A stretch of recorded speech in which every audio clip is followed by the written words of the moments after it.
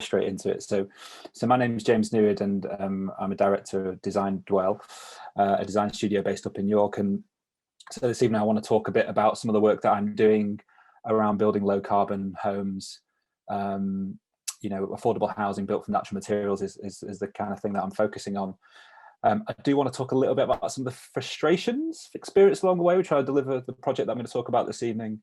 And then just touch upon briefly, if I've got time, some of the things that I've been developing with another bio lad who you know, Alex Sparrow, to sort of combat some of those things. So that's a little intro of what I'm going to try and cover this evening. In terms of a bit more about me, so I've got a background, and my background and training is in architecture, and I'm a specialist in bio-based materials. And when I'm talking about bio-based materials, I'm talking about designing things in timber, hemp, earth, straw, etc.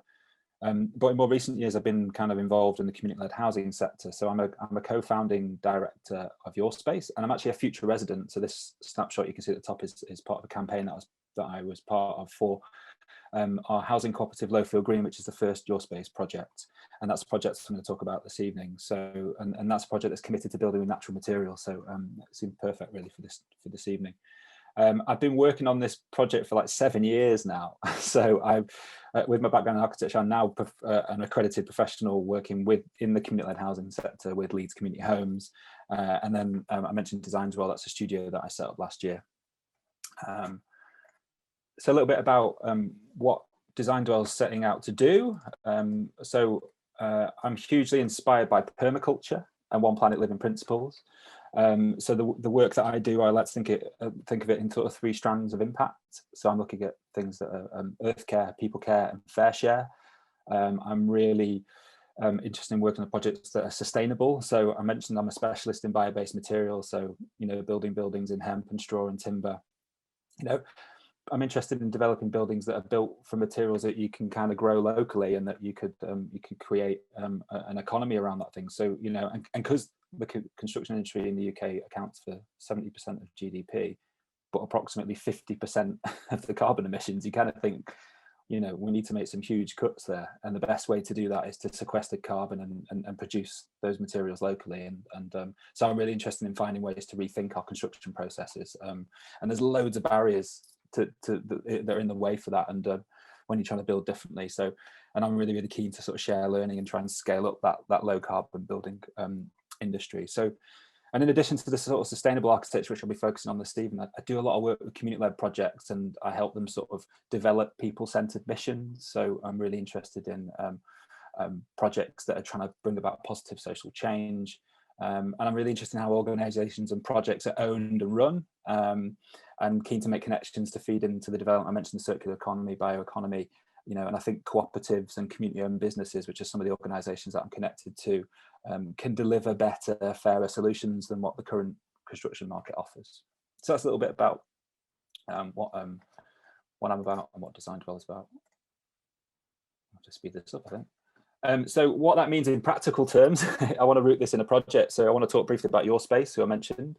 We're a community land trust that are set up to basically make housing better in York. And we're basically a group of local people that work together. We have loads of meetings, fueled by loads of shared food, tea, lots of post-it notes. And, you know, we have over 400 members now, but we did start out as a small group of people that were just motivated to talk about how we can make and embed positive principles that focus on sustainability, affordability, and social change.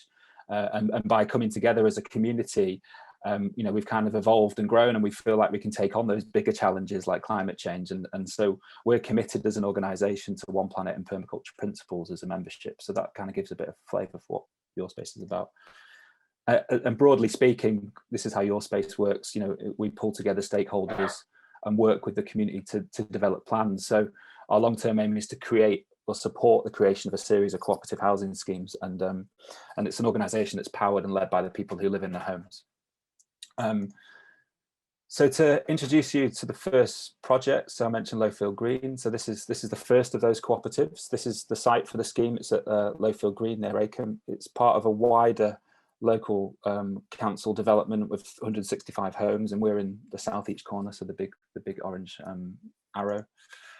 Here's an aerial view of the proposed scheme that we're delivering in partnerships. There's a partnership between Your Space and Lowfield Green Housing Co-op. which will be, so Your Space is the landowner, Lowfield Green is the co-housing community who will live there. We got full planning permission in March 2019, and that's permission to build 19 homes. It's a mixture of 1 and 2 bed flats, 2, 3 and 4 bed homes with a common house, which is a communal building with shared facilities. Here's a shot of that sort of community hub, that community building with a shared, so it's a place for, like, you know, we've tried to design it around, so it's a place for outdoor socializing, community meals, but hopefully a hub for really good things to happen, for not just for the residents, but for the wider community. And I mentioned One Planet Living, and all the homes have been designed along those principles, and I want to touch briefly upon a few of those, and then I'm going to focus back into the materials at the end to bring it back around. So that this is the kind of vision of what we're trying to build. So thinking about community, the homes have been designed so that there's like a visual connection to the common house, so all the homes can look in and see that communal space.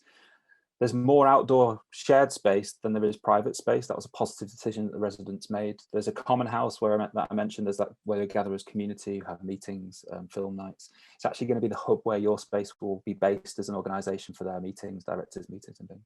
So, you know, and shared facilities like a laundry. And because it's an urban site, we've designed in loads of cycle storage to make it easier for people to be sustainable. So we've got 12 car parking spaces for the 19 homes, which allows us to have this car-free shared street within the boundary of the site. So it's 12 car parking spaces for 19 homes, which is going to be interesting when people start fighting about cars and stuff. Affordability and fairness. So Your Space and Lowfield Green are committed to this affordable ownership model. And we're keen to invite people into this development of this hub that will support other kinds of development. So we've created that culture of sharing and learning and empowering the community. So, and then to sort of bring it around finally to sustainability. So we're committed to building low carbon homes, you know, sustainable heating, renewable energy. But the key part for us is the materials. We've wanted to build homes, so on this diagram, the light purple, that indicates where the homes are, with locally sourced natural materials. And we've been working really hard with the residents to find the right balance, because you know, balancing the performance of insulation, so looking at more well, you know, balancing the thermal performance against cost, against embodied carbon, and looking at the more commonplace materials as opposed to the bio-based materials. So constantly balancing affordability and sustainability whilst trying to be affordable. Those two things are just constantly at loggerheads. And so we did loads of workshops around cost and performance, and asking the question, like, where is our material sourced from, and does that have a positive impact on the local economy, for example? So and we've got plans to build our common house, the dark purple building, on this plan as a separate contract, to do that as a community self-build. So we're looking to build that with straw and hemp. So where we're kind of up to at the minute, we've kind of stalled for a while. COVID and Brexit kind of hammered the project. We were hoping to be on site last summer, but funding's kind of delayed our progress. Our target's to be on site in September this year, which is quite exciting to think it's going to come to be realised this year. We're at an interesting time with the project. I'll talk about this a bit more in questions, but it's not been an amazingly good process or outcome when it comes to the project sustainability credentials. We haven't quite achieved what we set out to do. We're going to be building with natural materials, but it's an imported wood fibre solution for the homes, unfortunately. So the locally sourced hemp or something more innovative hasn't quite happened. I'm happy to talk about that, warts and all. And I think part of the problem with that has come about because of the victims. I mean, in the post-COVID Brexit world, but you know, the innovation we're going to have now is with the Common House Bill, which is a bit disappointing, but it's still a positive thing to be able to have done. Because it worries me a little bit that us as a client group are committed to bio-based materials, and we've not been able to build from locally sourced materials. And I think, unfortunately, that is because most innovative low embodied carbon materials, bio-based materials, are imported to the UK from mainland Europe. So, which for me seems unsustainable post-Brexit, and we'll see what happens with our projects as we start looking to import those materials. So, you know, that regulatory environment needs to drive investment in local solutions, and testing and certification is one of the biggest barriers to that in the UK. But yeah, so I worry we're on the wrong path in the UK in this diagram, and that we might miss that opportunity that Brexit offers to help us meet our commitments, you know, to the Paris Treaty. If I've got time, I'm on 10 minutes, Iris, so hopefully you'll give me a thumbs up. Brilliant. Okay, that's a nod. So I'd like to very quickly introduce something that I've been working on with another bio lad. I mentioned him before, Alex Sparrow. I'm sure you've heard him speak before. So to counteract some of these issues, so we set up a project a couple of years ago called BACI, which is an acronym for Bio-Based and Circular Construction in Yorkshire. because we want to sort of create a bioeconomy around natural bio-based materials, and we can see that Yorkshire, and in particular York, is well placed for that. There's the local agri-industry waste streams with hemp and straw that are already used for construction in this region.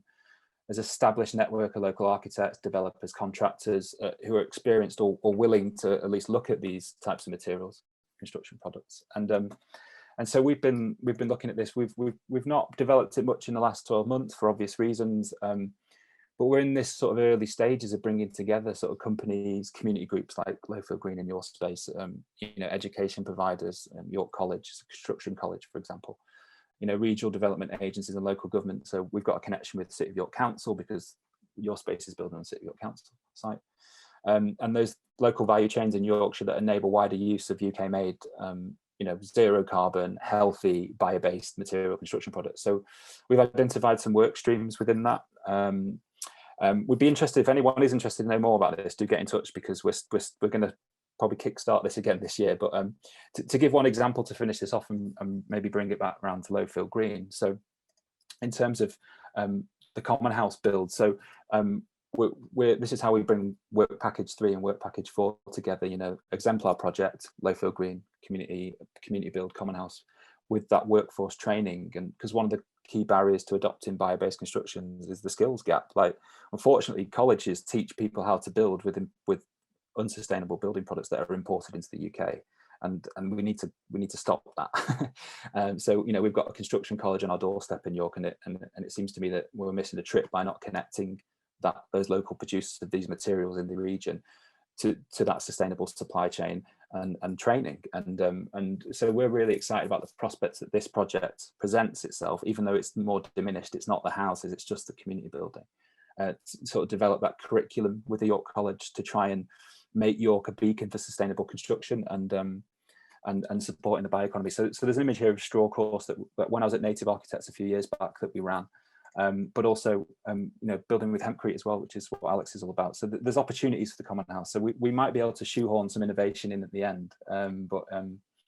Yeah, I'd probably stop at that point there. I think I've just gone over my time. But if you've got any questions or want to get in touch with me or connect, please do, because I'm always keen to talk about this kind of stuff.